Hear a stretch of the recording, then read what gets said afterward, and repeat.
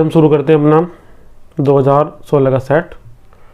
और जो 2019, 2018 और 2017 के सेट है वो मैं आपको पहले ही पहली वीडियो में कंप्लीट करा चुका हूँ, वीडियो 1 में और वीडियो 2 में। ठीक है। अब अगर आप इससे आगे का कोई सेट तैयार करना चाहते हैं, जैसे कि 2016 का है, 2015 का है या 2014 का सेट है, तीनों के तीनों सेट हम इस वीडियो में कर लेंगे। ठीक है।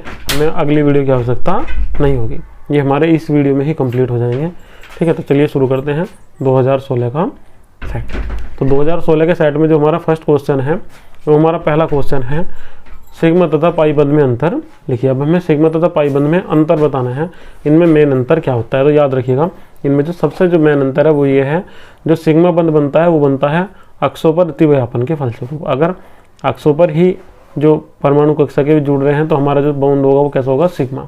या एस और पी एक दूसरे से जुड़े हुए हैं किसी एक ही अक्ष पे, तो भी जो हमारा बॉन्ड होगा वो कैसा होगा, सिग्मा। पर अगर जो अतिव्यापन है वो हमारा कैसा हो रहा है, अक्षों के फलस्वरूप न हो रहा हो, कैसा हो रहा हो, पार्श्वीय अतिव्यापन के फलस्वरूप हो रहा हो, एक दूसरे से भी साइड से जुड़े हुए, न कि फेस टू फेस, कैसे जुड़े हुए हैं एक दूसरे से साइड से। तो जो इस टाइप से जो बनेगा वो हमारा कौन सा बन जाएगा, वो हमारा बन जाएगा पाई बॉन्ड।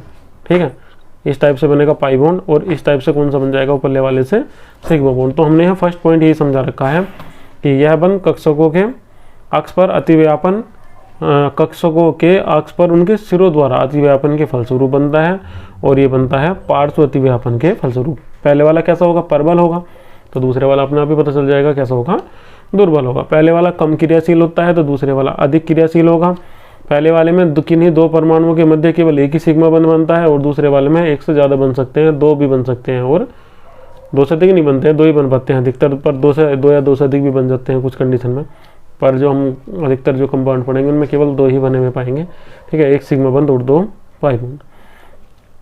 पाई बंध के चारों ओर परमाणुओं का मुक्त घूर्णन संभव है, क्यों, क्योंकि एक कील पे कोई भी बार बार घूम सकता है। पर अगर दो जोड़ दी जाएं और यहाँ से सिरे जोड़ दिए जाएं और यहाँ से जोड़ दी जाएं तो अब घूर्णन संभव नहीं है। पर अगर एक जुड़ा हुआ है और यहाँ से एक जोड़ भी जाए तो दूसरा घूम सकता है।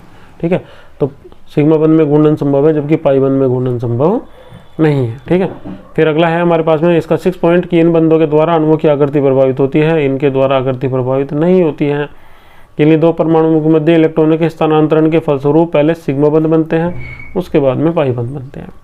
पहला क्वेश्चन कंप्लीट है। दूसरे क्वेश्चन पर आ जाइए, कक्षों में इलेक्ट्रॉनों की बोरबरी व्यवस्था को समझाइए। अब हमें कक्षों की जो बोरबरी व्यवस्था है उसे समझना है। ठीक है। तो जो बोरबरी व्यवस्था है वो क्या होती है उसे समझिए। बोरबरी व्यवस्था के लिए हम इसमें देखेंगे, जो बोरबरी व्यवस्था है इसे दो वैज्ञानिकों ने मिलकर दिया था। एक वैज्ञानिक का नाम था बोर और दूसरे का नाम था बर। ये दो वैज्ञानिक थे जिन्होंने इस व्यवस्था को समझाया था। इन्होंने ये समझाया था कि जो किसी कक्षा में अधिकतम इलेक्ट्रॉनों की संख्या है वो कितनी हो सकती है, 2n² हो सकती है। मतलब किसी भी कोश में अधिकतम कितने इलेक्ट्रॉन हो सकते हैं, 2n²। ना तो 2 से इस फॉर्मूले से अधिक नहीं होंगे, और ये अधिकतम संख्या है, इससे कोई भी हमें ऐसा प्रभाव पड़ने वाला नहीं है। तो पहले कोश में कितने होंगे, पहले कोश में बराबर होगा 2 गुना n का मतलब है कोश की संख्या, तो 2 गुना 1 का स्क्वायर बराबर 2। तो दूसरे कोश में कितने होंगे, 2 गुना 2 का स्क्वायर बराबर 8 आ जाएगा।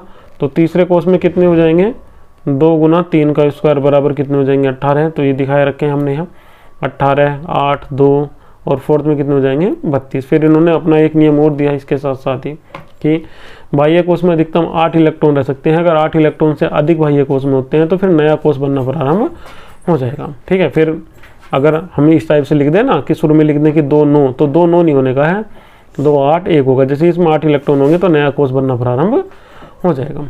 फिर इसके बाद में जो इनका जो थर्ड पॉइंट है वो थर्ड पॉइंट है इनका कि बाह्य कोश में 2 इलेक्ट्रॉन तब तक रुके रहते हैं जब तक कि अंदर वाले सभी कोश 2n² के अनुसार न भर जाए। 2n² के अनुसार मतलब मैक्सिमम कितने हो सकते हैं, 2n²। अगर इसके अनुसार कोई भर जाता है तो फिर उसमें कोई इलेक्ट्रॉन नहीं होगा, अगले वाले कोश में भरेंगे। बाह्य कोश में 8 इलेक्ट्रॉन हो जाने पर नया कोश बनना प्रारंभ हो जाता है। ठीक है। अब 2 इलेक्ट्रॉन जब तक रुके रहते हैं जब तक कि अंदर के सभी कोश 2n² के अनुसार ना भर जाए। ये हमें कुछ इलेक्ट्रॉन समझाए हुए हैं, जैसे कि 1 है 3 हुई है तो 2 1 लिख देंगे, 4 होंगे 2 2 लिख देंगे, 5 होंगे 2 3 लिख देंगे, 6 होंगे तो 2 4 लिख देंगे, इस टाइप से लिख देंगे। फिर इसके बाद में हमें समझाना था कि मैग्नीशियम का तृतीय आयनन विभव बहुत उच्च होता है, क्यों।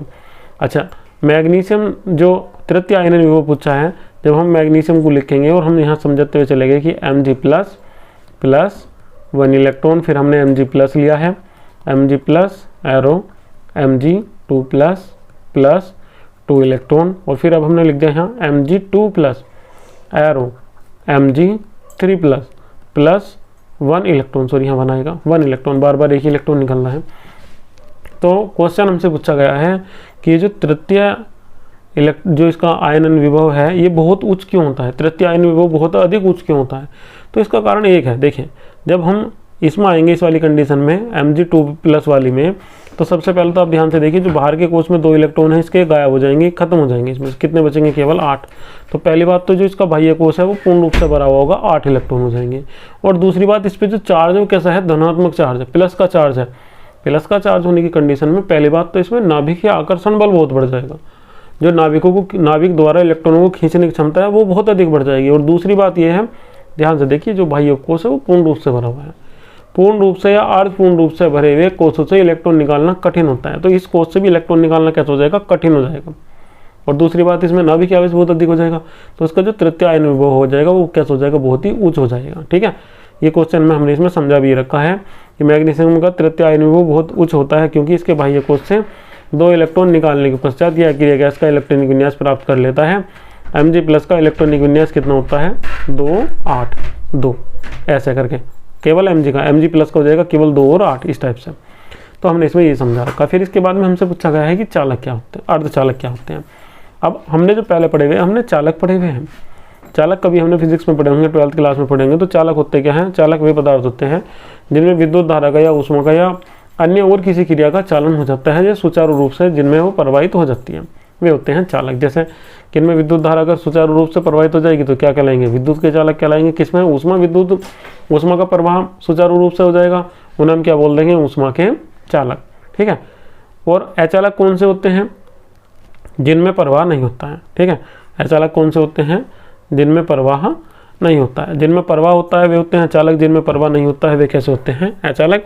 और जो इनके मध्य के होते हैं, दोनों के चालक और अचालक के जो मध्य के होंगे, इनके मध्य के जो मध्य के होंगे उन्हें हम क्या बोल देते हैं, मध्य वालों को ही हम बोल देते हैं इसमें अर्धचालक। ठीक है, तो इनकी जो परास होती है अर्धचालक की, वो चालक और अचालक दोनों के बीच की होती है। यही हमने यहाँ पढ़ा रखा है कि वे ठोस पदार्थ जिनकी चालकता सुचालक तथा कुचालक पदार्थों के मध्य की होती है अर्धचालक कहलाते हैं। इनमें विद्युत की कुछ ही भाग का प्रवाह होता है। इनकी चालकता की परास 10 की पावर 9 से 10 की पावर 12 सेंटीमीटर मीटर इनवर्स होती है। 2 प्रकार के होते हैं, एक तो होता है समाकल अर्धचालक, दूसरा होता है बाह्य अर्धचालक। समाकल अर्धचालक, जब हम कोई ऐसा अर्धचालक लें जिसे हमने प्राप्त करा हो कहीं से, अचालक से, अचालक को बहुत ही गर्म कर दिया हो और बहुत ही गर्म करने के बाद में उससे हमने गर्म करके क्या प्राप्त कर लिया हो, अर्धचालक। तो ऐसे जो अर्धचालक होंगे उन्हें हम क्या बोल देंगे, समाकल अर्धचालक। और इसके बाद में बाह्य अर्धचालक की बात करें तो हमने कोई अचालक पदार्थ लिया और अचालक में बाहर से कोई क्या मिला दी है, अशुद्धि। ठीक है, अशुद्धि मिलाने के बाद में उसमें विद्युत का चालन होना शुरू हो जाएगा। जब उसमें विद्युत का चालन होना शुरू हो जाएगा तो अल्प मात्रा में होगा, तो अब ये क्या बन जाएगा, अर्धचालक। तो ये 2 प्रकार के होंगे, समाकल और बाह्य। चलिए अगला क्वेश्चन बढ़ते हैं। अगला क्वेश्चन है NH3 का पैरामीडिय आकार होता है क्यों। अब NH3 में एक N से 3 हाइड्रोजन परमाणु जुड़े हुए होते हैं और इसमें जो संघनन पाया जाता है वो पाया जाता है sp3 संघनन। इसमें जो बंद कोण का मान होता है वो 106 डिग्री 45 मिनट के करीब होता है और ये घट के होता है किससे, 109 डिग्री 28 मिनट से घट के हो जाता है। इसका कारण भी मैं आपको समझा देता हूँ। NH3 में 3 तो पाए जाते हैं बॉन्ड पेयर और 1 पाया जाता है लोन पेयर। बॉन्ड पेयर के मध्य जो प्रतिकर्षण होता है वो कम होता है और बॉन्ड पेयर लोन पेयर के मध्य जो प्रतिकर्षण होता है वो अधिक होता है, जिस कारण इसके बंद कोण का मान भी घट जाता है और 109 डिग्री 28 मिनट से घट के 106 डिग्री 45 मिनट हो जाता है। और बॉन्ड पेयर और लोन पेयर के मध्य प्रतिकर्षण अधिक होने के कारण ही जो इसकी संरचना होती है NH3 की वो होती है पैरामीडिया। ठीक है, इसमें हमने ये लिखा हुआ है सब। और जो इसकी NH3 की संरचना होगी वो किस टाइप की होगी वो मैं आपको दिखा देता हूँ। कुछ संरचना इस टाइप की होती है, जो N होता है, N के 2 तो होते हैं लोन पेयर और 3 इससे हाइड्रोजन परमाणु जुड़े हुए थे। संरचना नीचे गई हुई है, ये वाली सही नहीं बनी हुई है यहाँ। ठीक है, एक H और फिर एक H और लेंगे इसका, इस टाइप से करके। तो ये इस टाइप से डॉट डॉट करके बने हुए होते हैं, इस टाइप से। तो इसकी पैरामीडिय आकार होता है और इसके जो बंद कोण का मान होता है वो होता है कितना, 106 डिग्री और 45 मिनट, इस टाइप से। फिर ये क्वेश्चन हमारे पास में रिपीटेशन हो गया है। O2 plus O2 O2 minus के लिए अबंध कोटि ज्ञात कीजिए। क्वेश्चन हमने 2018 में पढ़ रखा है। फिर ये क्वेश्चन दोबारा 4f कक्षक में 1 इलेक्ट्रॉन है, इस क्वेश्चन का भी रिपीटेशन हुआ है, ये क्वेश्चन भी हमने पहले ही पढ़ा हुआ है। फिर इसके बाद में है जालक ऊर्जा से आप क्या समझते हैं, मैं आपको जालक ऊर्जा समझाता हूँ। देखिए जालक ऊर्जा क्या होती है, जालक ऊर्जा का मतलब होता है जाल की ऊर्जा। जब हम किसी यौगिक के 1 मोल का निर्माण करते हैं उसके धनायनों और ऋणायनों से, ठीक है, तो धनायनों और ऋणायनों से किसी यौगिक के 1 मोल के निर्माण में मुक्त होने वाली ऊर्जा के मान को जालक ऊर्जा कहते हैं। अब हम यहाँ मान लेते हैं, इसमें जो क्वेश्चन हमें दिया हुआ है, जो हमारे पास में एक क्वेश्चन आया हुआ है, इस क्वेश्चन में हम मान लेते हैं हमारे पास में कोई A+ आयन था और उसने अभिक्रिया करी किसके साथ में, M ऋणायन के साथ में, और उसने अभिक्रिया करने के साथ साथ हमें एक यौगिक बना दिया है Am, ठीक है। Am क्या है, एक ठोस अवस्था में है और 1 मोल है, और इस 1 मोल के बनने में जो ऊर्जा निकल रही है वो E निकल रही है। तो यहाँ जो E होगी वो क्या होगी, हमारी जालक ऊर्जा। A+ क्या है, हमारे पास में एक धनायन है, M- क्या है, एक ऋणायन है। धनायनों और ऋणायनों के द्वारा किसी यौगिक के 1 मोल के निर्माण में मुक्त होने वाली ऊर्जा के मान को जालक ऊर्जा कहते हैं। जैसे कि आपको रिएक्शन में दिखाई दे रहा है, जो रिएक्शन आपकी हो रही है उस रिएक्शन में सेम इसी टाइप से है। अब इसे प्रभावित करने वाले कितने कारक होते हैं, इसे प्रभावित करने वाले 2 कारक होते हैं। पहला कारक होता है बंध लंबाई, बॉन्ड की लंबाई जितनी अधिक होगी, बॉन्ड की लंबाई जितनी अधिक होगी, बॉन्ड जितना लंबा होगा उतना आसानी से टूट जाएगा, ठीक है। तो अगर बॉन्ड आसानी से टूट जाएगा तो उसकी जालक ऊर्जा भी कैसी होगी, कम होगी। फिर दूसरे नंबर पर होता है बॉन्ड सामर्थ्य। बॉन्ड सामर्थ्य जितनी अधिक होगी उसकी जालक ऊर्जा का मान भी अधिक होगा। सामर्थ्य का मतलब ताकत, बॉन्ड की ताकत जितनी अधिक होगी उतनी ही अधिक क्या होगी उसकी जालक ऊर्जा, वो उतनी ही देर में टूटेगा, उतनी अधिक ऊर्जा की आवश्यकता पड़ेगी। फिर इसके बाद में अगला क्वेश्चन है क्वेश्चन नंबर 9, फ्लोरोकार्बन क्या है। अब हमें ये समझना था कि फ्लोरोकार्बन क्या होते हैं। अब मैं आपको एक छोटी सी बात बताना चाहता हूँ जो इनकी डेफिनेशन है। क्या है कि हाइड्रोकार्बनों के फ्लोरो व्युत्पन्न को फ्लोरोकार्बन कहते हैं। अब फ्लोरोकार्बन में 2 ही परमाणु उपस्थित होते हैं, एक कार्बन और दूसरा फ्लोरीन। फ्लोरोकार्बन में, हाइड्रोकार्बन में केवल कार्बन और हाइड्रोजन उपस्थित होते हैं। अब आपने हाइड्रोकार्बन तो पहले पढ़े हैं, जैसे CH4 मैथेन, C2H6 एथेन या C2H4 एथिलीन, ये तो हमने पहले पढ़ रखे हैं। एसिटिलीन पढ़ रखी है, C2H2, ये हमने पहले पढ़े हैं, ये तो होते हैं हाइड्रोकार्बन। अब हमें पढ़ना है फ्लोरोकार्बन। फ्लोरोकार्बन में कार्बन और फ्लोरीन उपस्थित होते हैं, ठीक है। और इनका जो फॉर्मूला होता है, इनका फॉर्मूला सेम ऐसा ही होता है जैसे एल्केन का होता है, CnF2n+2, ठीक है। जैसे CF2, CF4, C2F4, इस टाइप से, ये इस टाइप के होंगे, ठीक इसी प्रकार के जिस प्रकार के हाइड्रोकार्बन होते हैं। चलिए एक बार इसकी थ्योरी पढ़ लेते हैं। हाइड्रोकार्बन के फ्लोरो व्युत्पन्नों को फ्लोरोकार्बन कहते हैं। इनका सामान्य सूत्र CnF2n+2 होता है। सरलतम फ्लोरोकार्बन CF4 है। इसका सूत्र तथा संरचना को देखते हुए हाइड्रोकार्बन तथा फ्लोरोकार्बन समझात होते हैं। ये रासायनिक रूप से निष्क्रिय होते हैं। इनका उपयोग विलायक, स्नेहक, कुचालक के रूप में किया। विलायक मतलब ये किसी दूसरे पदार्थ को अपने अंदर घोल लेते हैं और विलयन में हमेशा अधिक मात्रा में उपस्थित होते हैं। स्नेहक मतलब इनमें से अच्छी अच्छी खुशबू आती है, जैसे सेंट टाइप। और कुचालक मतलब इनमें विद्युत धारा का प्रवाह नहीं होता, इनका इसमें उपयोग किया जाता है। और हमारे पास में जो यहाँ एक कंपाउंड यहाँ आया हुआ है वो क्या है, हमारे पास में टेफ्लॉन है। टेफ्लॉन क्या है, टेट्राफ्लोरोकार्बन का बहुलक है। कैसे बनेगा, इस टाइप से बनेगा। जो विक्रिया हमने ले रखी है, सबसे पहले हम इसमें क्या लेंगे, क्लोरोफॉर्म लेंगे। इसके विक्रिया किससे करा देंगे, HF से करा देंगे, SbF3 की उपस्थिति में। तो हमें प्राप्त हो जाएगा CHF2Cl, ये वाला। फिर इसको इसके 2 अणु लेंगे एक साथ में, गर्म करेंगे। गर्म करने पर हमें क्या प्राप्त हो जाएगा, यहाँ टेट्राफ्लोरोएथिलीन। और अगर हम टेट्राफ्लोरोएथिलीन को कुछ ताप पे गर्म कर देंगे तो यहाँ जो बाद में ये हमें प्राप्त हो जाएगा, ये वाला जो हमें बना हुआ ना, ये C2F4 का होलन, ये जो हमें बाद में प्राप्त हो रहा है, ये हमारा टेफ्लॉन है, ठीक है। टेट्राफ्लोरोएथिलीन का जो बहुलक होता है उसे ही हम टेफ्लॉन कहते हैं। फिर इसके बाद में हमसे एक क्वेश्चन पूछा हुआ है यहाँ, HF का क्वथनांक HCl से अधिक होता है। इसका एक ही कारण होता है, जो HF है उसमें हाइड्रोजन बंध पाए जाते हैं, क्योंकि फ्लोरीन परमाणु की विद्युत ऋणात्मकता जो छोटा आकार है उसके कारण वो क्या बन लेता है, हाइड्रोजन बंध, ठीक है। विद्युत ऋणात्मकता अधिक तो होती है और आकार में छोटा होने के कारण हाइड्रोजन बंध बना लेता है, जबकि क्लोरीन परमाणु की विद्युत ऋणात्मकता भी बहुत अधिक होती है, परंतु वो आकार में बड़ा होने के कारण हाइड्रोजन बंध नहीं बना पाता है। HF के अणुओं के मध्य हाइड्रोजन बंध बने हुए होते हैं, जबकि HCl के मध्य हाइड्रोजन बंध बने हुए नहीं होते हैं। यही कारण है कि HF का जो क्वथनांक होता है वो HCl से अधिक होता है। 2015 के सेट में, ये 2015 के सेट में हमसे एक क्वेश्चन पूछा हुआ है, निम्न में से कौन सा यौगिक अधिक सहसंयोजी होगा, कारण सहित लिखिए। हमें कारण बताना है कि AgCl अधिक सहसंयोजी है या फिर NaCl।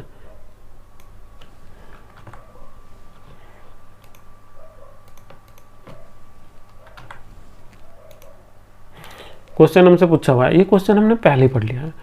Ag+ में जब हम AgCl में निकालेंगे तो इसमें हमारे पास में निकल के आएगा Ag+। इसका जो इलेक्ट्रॉनिक विन्यास होगा वो कैसा होगा, वो होगा अनउत्कृष्ट गैस जैसा, ठीक है नहीं, अनउत्कृष्ट गैस जैसा होगा। और Na का कैसा होगा, उत्कृष्ट गैस जैसा। इसमें जो इसके जो इलेक्ट्रॉन होंगे वे कम स्क्रीन प्रभाव को प्रदर्शित करेंगे, और जो Na होगा इसका स्क्रीनिंग इफेक्ट मतलब स्क्रीन प्रभाव कैसा होगा, अधिक होगा। इसमें अधिक होगा और इसमें कैसा होगा, कम। जिसमें इसमें कम होगा तो इसका नाभिकीय आकर्षण बल अधिक हो जाएगा। नाभिकीय आकर्षण बल अधिक होगा, इसका मतलब आयन छोटा होगा। नाभिकीय आकर्षण बल अधिक होने के कारण यौगिक कैसा हो जाएगा, अधिक सहसंयोजी, और ये कैसा हो जाएगा, कम। फिर इसके बाद में दूसरा क्वेश्चन है हमारे पास में LiCl का और KCl का। ये क्वेश्चन मैं आपको लास्ट वाले सेट में भी समझा चुका हूँ। मेरी जो लास्ट वीडियो है उसमें भी ये क्वेश्चन मैंने आपको समझाया है। अगर आप इसे डीपली पढ़ना चाहते हैं, ध्यान से समझना चाहते हैं, तो मेरी लास्ट वीडियो को देख सकते हैं, वहाँ से आपको ये क्वेश्चन मिल जाएगा, जिसे आप वहाँ आराम से पढ़ सकते हैं। LiCl में आकार देख लेंगे, देखिए ऋणायन तो दोनों का समान है, Cl और Cl। इसमें भी ऋणायन समान था, तो जो समान होंगे उसकी तुलना नहीं करेंगे, जो असमान है उनकी तुलना करेंगे। ये हमारे पास में एक तो Li+ है, दूसरा क्या है, Na+। अब Li+ होने के बाद में इलेक्ट्रॉन 2, Na+ होने में 2 8, तो इसका आकार बड़ा है, कक्षाओं की संख्या 2 है, इसका आकार कैसा है, छोटा। कितने हैं, केवल 2 हैं, केवल एक कक्षा है, तो इसका आकार कम है, तो ये अधिक सहसंयोजी यौगिकों का निर्माण करेगा, ठीक है, क्योंकि इसकी ध्रुवण क्षमता अधिक है। फिर इसके बाद में जो हमारा क्वेश्चन नंबर 2 है वो है हमारा फास्फोरस का परमाणु क्रमांक सल्फर के परमाणु क्रमांक से कम है, फिर भी फास्फोरस की प्रथम आयनन ऊर्जा सल्फर से अधिक होती है। क्वेश्चन भी मैं आपको लास्ट वीडियो में समझा चुका हूँ, फिर भी एक बार समझ लीजिए आप यहाँ से। जब हम फास्फोरस का इलेक्ट्रॉनिक विन्यास लिखते हैं तो जो लास्ट का उपकोष होता है उसमें लिखा जाता है 3p3, और जो सल्फर का होता है उसमें लिखा जाता है 3p4। यहाँ p पूर्ण रूप से भरा हुआ नहीं है, ना ही अर्धपूर्ण रूप से भरा हुआ है, जबकि जो फास्फोरस का जो अंतिम उपकोष है वो अर्धपूर्ण रूप से भरा हुआ है। ये मैं आपको पहले स्पष्ट कर चुका हूँ कि वे यौगिक जिनका अंतिम उपकोष पूर्ण या अर्धपूर्ण रूप से भरा हुआ होता है वे अधिक स्थायी होते हैं, और उनके बाह्य कोश से इलेक्ट्रॉन निकालना कठिन होता है। इलेक्ट्रॉन निकालना कठिन क्यों होता है, क्योंकि अधिक ऊर्जा की आवश्यकता होती है। जिसके लिए अधिक ऊर्जा की आवश्यकता होगी तो उसके आयनन ऊर्जा का मान अपने आप ही अधिक हो जाएगा। क्यों, क्योंकि एक इलेक्ट्रॉन निकालने के लिए आवश्यक ऊर्जा के मान को ही आयन विभव, आयनन ऊर्जा, आयनन एंथैल्पी कहते हैं। तीन में से कोई सा भी नाम आ रहा है, तीनों एक ही है, ठीक है। तो एक इलेक्ट्रॉन निकालने की जो आवश्यक ऊर्जा हमें उसे देनी पड़ेगी उसे हम क्या बोल देते हैं, आयनन एंथैल्पी। तो यहाँ आप ध्यान से रखिएगा इस वाले को। फिर इसके बाद में है हमारे पास में फास्फोरस का प्रथम आयनन विभव सल्फर से अधिक होता है। ये हमने क्वेश्चन समझा है, केवल इसकी थ्योरी लिखी हुई है, नोट कर लीजिएगा, पहले भी हम समझा चुके हैं। फिर इसके बाद में है FCl में किसकी इलेक्ट्रॉन बंधुता का मान ज़्यादा होता है और क्यों, किसकी इलेक्ट्रॉन बंधुता अधिक होगी और किसकी इलेक्ट्रॉन बंधुता कम होगी। देखिए इनमें सबसे अधिक जो इलेक्ट्रॉन बंधुता होती है वो किसकी होती है, वो होती है फ्लोरीन की। क्यों, वो क्लोरीन की, फ्लोरीन की नहीं होती है। क्लोरीन की क्यों होती है, क्लोरीन का आकार फ्लोरीन से थोड़ा सा बड़ा होता है। फ्लोरीन में कक्षाओं की संख्या केवल 2 होती है और आकार में बहुत ही छोटा होता है।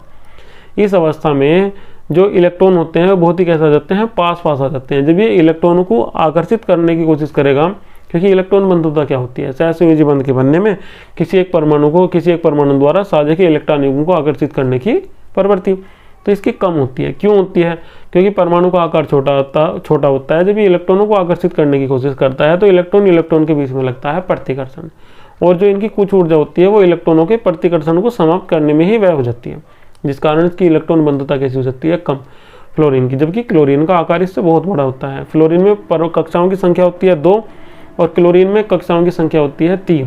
तो 3 कक्षाओं की संख्या काफ़ी बड़ी होती है, 2 के सापेक्ष बड़ी होने के कारण ही उसमें इलेक्ट्रॉन थोड़े से दूर दूर होते हैं, तो उनमें एक दूसरे में प्रतिकर्षण भी कम लगता है, जिस कारण क्लोरीन की इलेक्ट्रॉन बंधुता का मान अधिक हो जाता है। किससे, फ्लोरीन से। फिर इसके बाद में है फ्लोरोकार्बन क्या होते हैं। अभी हमने 2017 के सेट में पढ़ा है, ये 2016 के, ठीक है, 2016 के सेट में भी हमने पढ़ा है फ्लोरोकार्बन क्या होते हैं। फिर इसके बाद में हमारा क्वेश्चन है, समझाइए कि LiF जल में आंशिक विलय है जबकि Li पूर्ण विलय है। Li पूर्ण रूप से विलय है। क्यों, क्योंकि इसकी हाइड्रेशन एनर्जी जो होती है वो कैसी होती है, उसका मान कैसा होता है, अधिक होता है। याद रखिएगा, मैं आपको अभी कुछ समय पहले 1-2 क्वेश्चन जो और समझाए थे उन्हें भी आप समझ सकते हैं। वो क्वेश्चन कुछ इसी टाइप के थे। वो जो क्वेश्चन मैंने समझाए थे, मैंने आपको ये बताया था कि अगर किसी की आयनों की जलीय ऊर्जा का मान उसकी जालक ऊर्जा से अधिक होता है तो वो जल में घुल जाता है, यहाँ समझिए LiF अल्प विलय है, मतलब इसकी जो हाइड्रेशन एनर्जी है, जो इसकी जालक ऊर्जा है, उसका मान कम है इसकी जालक ऊर्जा से। आयनों की जलीय ऊर्जा का मान इसकी जालक ऊर्जा से कम है, तो ये विलय अल्प विलय या अविलय होगा। और जबकि जो LiI है इसकी हाइड्रेशन एनर्जी अधिक होती है, ठीक है, जो जलीय ऊर्जा होती है वो कैसी होती है, अधिक होती है इसकी जालक ऊर्जा से, जिस कारण ये जल में घुल जाता है। आंसर इसका आपको दिखाई दे रहा है, आप यहाँ से इसका नोट कर लेंगे। फिर इसके बाद में है 4s कक्षक में 1 इलेक्ट्रॉन है, ये क्वेश्चन पहले करा चुका हूँ इस टाइप के, 2017 सेट में भी आया हुआ है। ऑक्सीजन एक गैस है जबकि सल्फर एक ठोस है, क्यों, ये सेट 2017 में हुआ हुआ है। फिर एक क्वेश्चन हमसे पूछा हुआ है सिग्मा बंध पाई बंध से मजबूत होता है, क्यों, इसका ऐसा क्या कारण है कि जो सिग्मा बंध है वो पाई बंध से कैसा होता है, मजबूत होता है। जब किन्हीं दो परमाणु के बीच में सबसे शुरू में जो बंध बनता है, जो सबसे पहले बंध बनता है, वो बंध बनता है हमारा इसमें पाई बंध, सॉरी सिग्मा बंध। जो सबसे पहले बंध बनता है वो कौन सा बंध बनता है, सिग्मा बंध। सिग्मा बंध सबसे पहले बन रहा है, तो जो सबसे पहले बंध बनेगा वो बंध उतना ही छोटा होगा, और बंध जितना छोटा होगा उतना ही अधिक मजबूत होगा।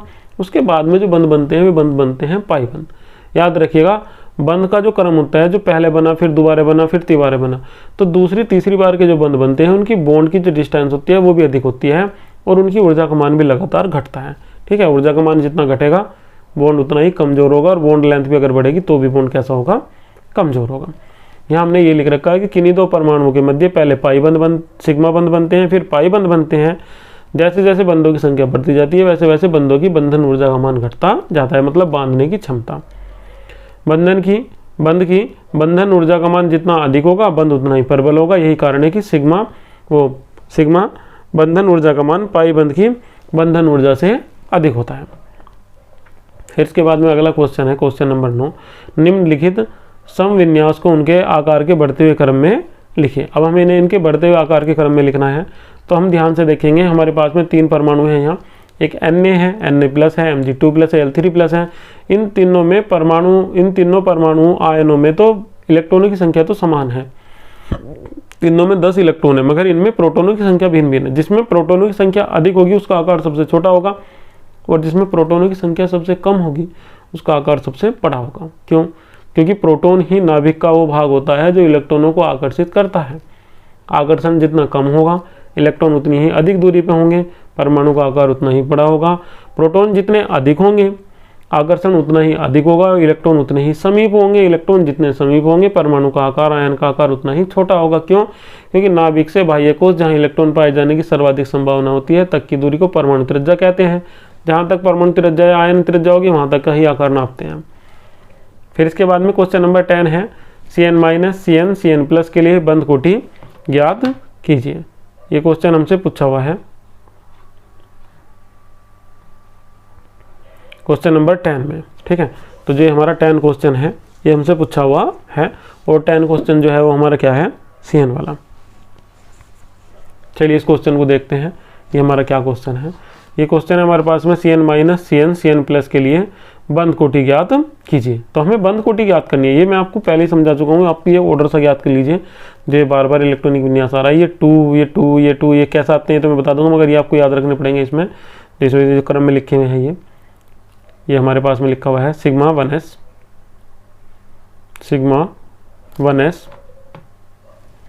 और इसके बाद में है सिग्मा स्टार 1s। पहला कोर्स कंप्लीट हो जाएगा, फिर दूसरा कोर्स शुरू होता है इससे। दूसरा कोर्स हो जाएगा sigma 2s, sigma star 2s पाई 2py बराबर होता है किसके, पाई 2pz के, कोमा। फिर इसके बाद में होता है पाई स्टार 2py बराबर होता है किसके, पाई स्टार 2pz के, और सबसे बाद में होता है सिग्मा 2px। ये स्टार है, इस टाइप से, इस टाइप वाले होते हैं।